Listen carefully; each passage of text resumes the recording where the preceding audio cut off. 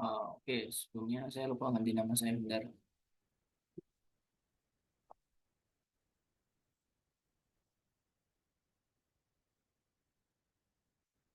Oke, sebelumnya Assalamualaikum warahmatullahi wabarakatuh. Perkenalkan nama saya Gustafino Mahaken, biasa dipanggil Vino. Jadi di sini saya akan mempraktekkan tentang behavior diri sendiri bagaimana. Sebentar saya akan share screen terlebih dahulu. Oke, sudah sampai di sini. Oke. Jadi pada behavior tree sendiri ini intinya bagaimana sebuah karakter utama bisa bergerak secara leluasa melalui titik ini hingga nantinya outputnya nanti bisa membunuh si musuhnya, yaitu si skeleton ini nanti setelah dia udah ngancurin si skeleton lalu bakalan kembali lagi ke titik-titik ini. Oke, jadi langsung saja kita mulai. Di sini saya sudah menyiapkan main kamera, terus ada scene, lalu vcam-nya. Jadi di scene ini ada ground, yaitu tanah yang dipijak, kemudian ada lightning-nya untuk pencerahan cahayanya. Soalnya terlihat gelap. Kemudian saya menambahkan sebuah ini aset, aset 3D berupa box seperti ini. Ada grid 1 sampai saya membuatnya grid 6 dengan ukuran size yang berbeda-beda. Kemudian saya menambahkan untuk api unggun di sebelah musuhnya. Kemudian untuk main karakternya di sini saya tambahkan. Lalu saya melakukan ini untuk heavy instantly. Kemudian untuk musuh skeletonnya saya tambahkan. Oke. Kemudian untuk waypoint sendiri adalah di mana sang karakter ini bakalan berpijak dari ke sini, sini, sini. Yang warna biru titik hitam ini saya sudah tambahkan. Untuk berikutnya beralih ke script, di mana di script ini saya membuat untuk behavior tree sendiri ya. Oke, untuk behavior tree kembalikan node dan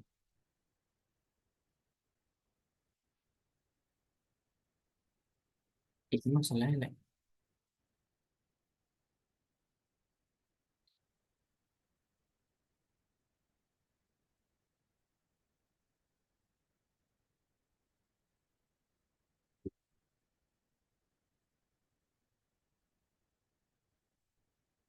Oke, berarti untuk ini untuk node fungsi dari behavior tree sendiri saya membuat karena bercabang. Jadi ada node. Di sini node ini fungsinya untuk kelas dasar berupa eh, digunakan untuk membangun behavior tree sendiri. Jadi fundamental dari behavior tree sendiri itu ada node. Nah, setiap node ini dia memiliki status seperti status running, sukses, failure, dan dia tuh memiliki cabang-cabang anak. Lalu di node ini dapat memanipulasi data, di mana setiap node ini dapat menyimpan dan mengambil dan menghapus data melalui directioner data konteks.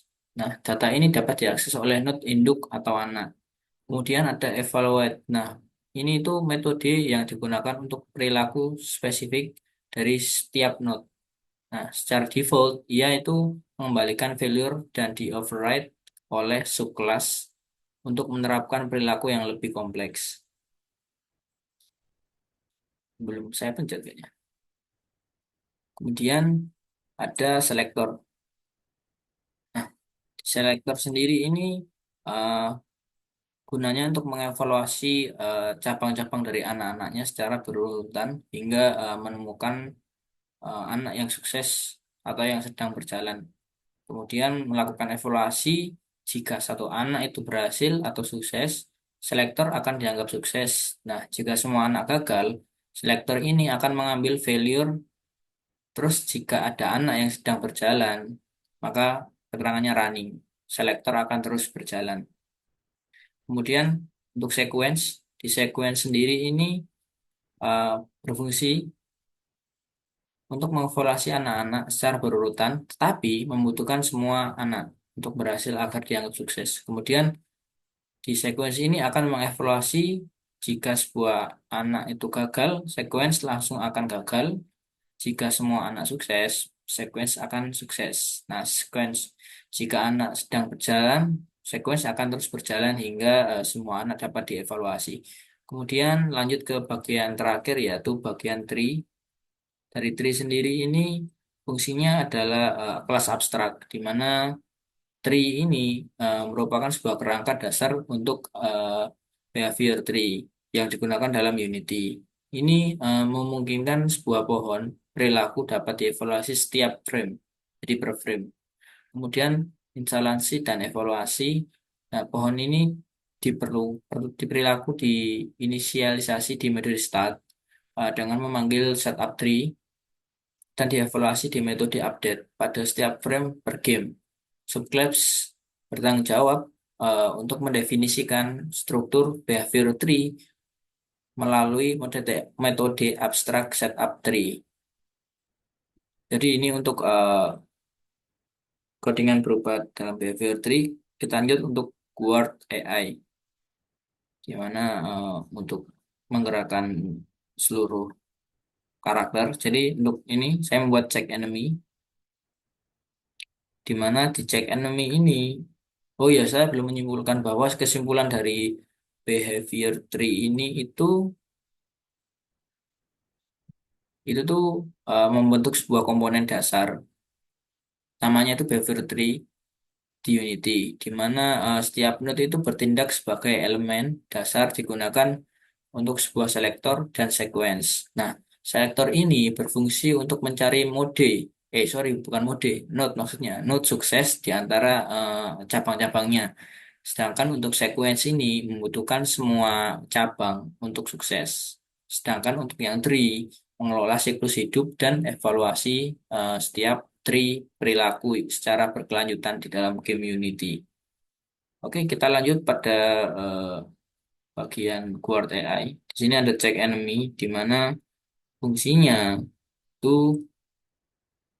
memeriksa apakah ada musuh dalam jarak serang Guard. Jadi pada Guard ini si MC ini akan dikasih petakan berapa si karakter ini dapat menyerang musuhnya.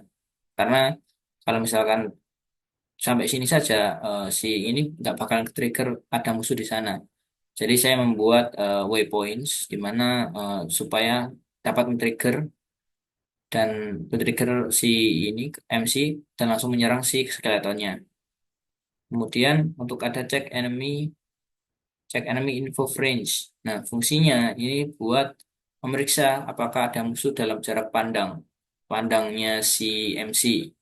Nah, di logikanya ini jika setiap tidak ada target yang disimpan atau script mencari collider musuh dalam radius move. Ya, jika ditemukan target diatur dan guard mulai bergerak. Jika tidak, ya status diubah menjadi failure. Nggak bisa, nggak jadi ke sana, ke skeletonnya. Kemudian lanjut ke guard BT. Di guard BT ini fungsinya yaitu mengatur struktur dan logika utama dari sebuah behavior tree untuk karakter si MC ini, si Knight.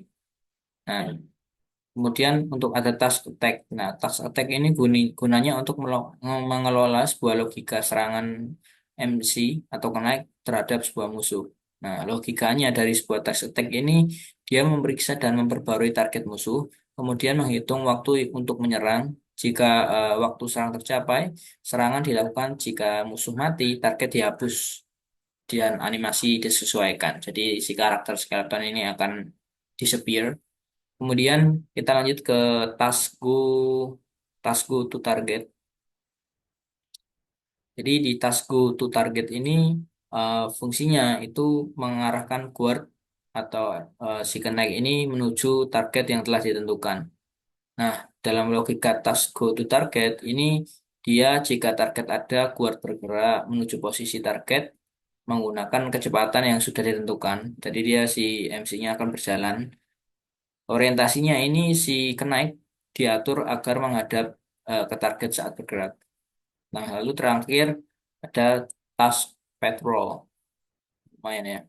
Jadi di task patrol sendiri ini fungsinya adalah mengelola sebuah pergerakan dari si kenaik antara beberapa waypoint saat melakukan patrol. Nah, di logikanya task patrol ini, dia mengatur pergerakan si kenaik menuju waypoint saat ini dan menunggu di sana untuk waktu tertentu sebelumnya melanjutkan waypoint selanjutnya.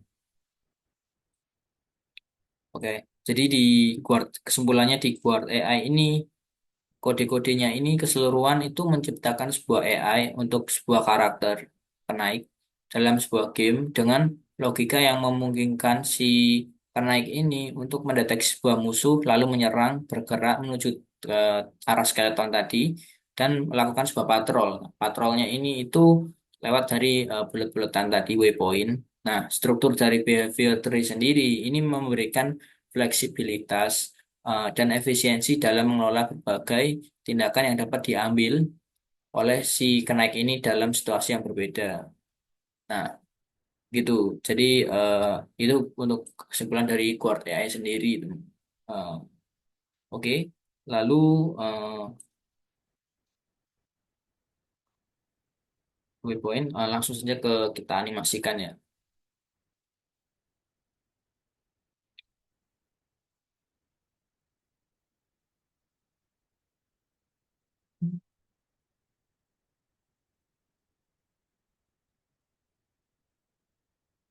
Oke. Jadi si karakter si kenaik ini akan berjalan sesuai waypoint yang sudah ditentukan, yang tadi biru-biru bulat. Nah, jika nanti si kenaik ini akan trigger ketika sudah di sini. Dia langsung akan menyerang skeletonnya dan dia akan kembali lagi menuju waypoint. Nah, di setiap waypointnya ini dia ada delay ya. Jadi nggak langsung habis ini langsung sini, sini nggak. Ada delay beberapa detik untuk menunggu si kenaiknya itu berjalan ke arah selanjutnya. Begitu. Jadi begitulah praktikum pada behavior tree sendiri. Sebelumnya saya asetnya ini mengambil dari referensi yang sudah diberikan. Jadi saya tinggal memasang dan membuat struktur ulang lagi dari behavior tree sendiri. Itu saja dari saya. Sebelumnya mohon maaf karena terlambat karena laptop saya black screen kemarin. Jadi ada masalah juga lagi di Unity-nya. Dia tuh di Unity-nya tuh nggak bisa nginstal si package-nya, editor application-nya tuh muter-muter terus dan akhirnya saya nyari beberapa versi dan baru bisa ketemu sekarang dan bisa saya gunakan. Jadi mohon maaf atas keterlambatannya. Saya cukupkan. Saya Gustafin Maken pamit undur diri. Terima kasih. Wassalamualaikum warahmatullahi wabarakatuh.